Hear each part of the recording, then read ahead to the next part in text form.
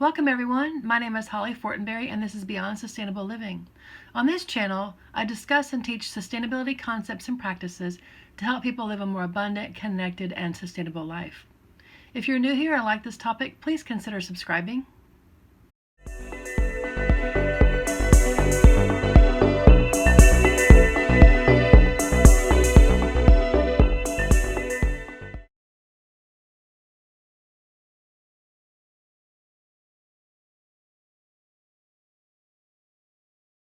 In 1909, the Commission of Conservation was established to provide Canadian governments with the most up-to-date scientific advice on the conservation of human and natural resources. The wastefulness of the common methods of resource exploitation was widely admitted, and the conservation movement was beginning to offer alternative approaches. In 1915, Canadian Commission on Conservation proclaimed that each generation is entitled to the interest on the natural capital, but the principle should be handed on unimpaired. I talked about this in more detail in my video published last week, What is Sustainability? Then we had 2 world wars, and hyper-industrialism characterized by consumerism and consumption persisted unabated until the end of the 1960s, when society began to see themselves as part of nature and not separate from it, due to an amazing, life-changing event for most humans that I'll discuss at the end of this video. This next set of events brings us closer to current times, but I need to give some context first. World War II had just ended in September 1945, and major developed countries who had been major participants in both wars had determined that economic problems after World War I were the cause of the Second World War.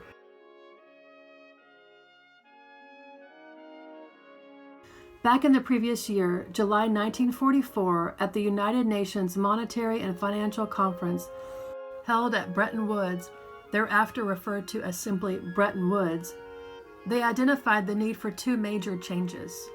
1, the expansion of international trade, and 2, a functional payment system. In December 1945, out of this conference was produced the Articles of Agreement of the International Monetary Fund of the International Bank for Reconstruction and Development. Bretton Woods established a system of payments which defined all currencies relative to the US dollar, and fixed the value of the US dollar itself to a quantity of gold. This was called the gold standard. This made the United States dollar the world's reserve currency, which gave the US a major economic advantage still felt to this day. Over the next 2 decades after Bretton Woods, through the mid-1970s, the world entered a period of escalating growth and economic prosperity known as the Golden Age of Capitalism. This industrial and commercial expansion further propelled rapid growth in the population, resource depletion, and pollution, all at alarming rates. In the 1960s, the idea of continuous growth had begun to be questioned as the negative effects of constant growth were growing, such as unlimited reign by free markets, colonial exploitation of non-Western societies, which I'll do a video about in the future because I really want to make people aware of these critically important but often overlooked events, and a complete disregard for the biosphere. This explosion of growth lasted until 1973, when Nixon severed the link between gold and the US dollar, taking the US dollar off the gold standard and breaking the Bretton Woods Agreement with the countries. In 1962, Rachel Carson wrote a now famous book, Silent Spring, in which she explained the interconnectedness of humans and their economies with the environment. This was the precursor to the 3 pillars of sustainability model that we think of today. She also revealed how the chemical industry was spreading disinformation about the use of pesticides and how government officials were accepting this without question. This led to public outcry, which caused the reversal of the U.S.'s national pesticide policy and a nationwide ban of one of those pesticides, DDT, for agricultural uses, and was pivotal in the birth of the environmental movement that led to the creation of the Environmental Protection Agency, or EPA, in the United States.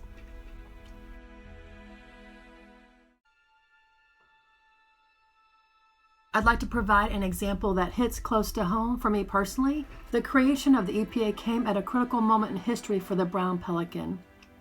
For the previous 30 or so years, from 1945 to 1972, one notable example of the effects of DDT was on our beautiful brown pelican populations. Watching these magnificent birds are a favorite pastime of many coastal residents, as these birds skillfully and forcefully dive bomb into the water after fish and glide in V formation with their majestic 7-foot wingspans over our beaches and coastal neighborhoods. Their numbers plummeted in the 3 decades between the 40s and the 70s as they ate the fish, which were contaminated with DTD. This caused their eggshells to become thin and fragile, causing breakage during incubation. Brown pelicans had almost completely disappeared along the Gulf Coast, and they were put on the endangered species list as endangered or becoming extinct in much of their range. In 1972, the EPA banned DDT, and contaminant levels have since decreased with a corresponding rise in brown pelican nesting success. I never got to see these birds in my childhood visits to the coast, but fortunately today on the Gulf Coast we are grateful to have these beautiful birds back, and I love watching them. It was also during this time that many important environmental movements and organizations around the world came into being. Towards the end of this period of exploding growth and pollution, leading up to the creation of the EPA, the world experienced a huge shift in their understanding of our Earth that I personally believe got into our individual and collective psyche and changed humanity forever for the better. All right, you guys, put a comment below if you think you have an idea or a guess what the event is that changed history. And this is my opinion, but it's not just my opinion. A lot of people think this, and I really believe this event changed the history, not just for sustainability, but for mankind. So put your guess in.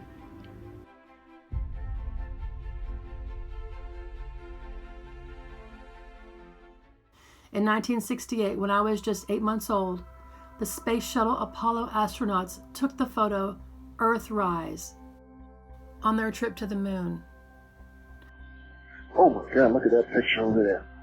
There's the Earth coming up. Wow, that's pretty. Hey, don't take that, it's not scheduled. You got a color film, Jim? Hand me a roll of color, quick. Oh man, that's great. Where is it? Quick. Down here? Just grab me a color. A color exterior. Hurry up.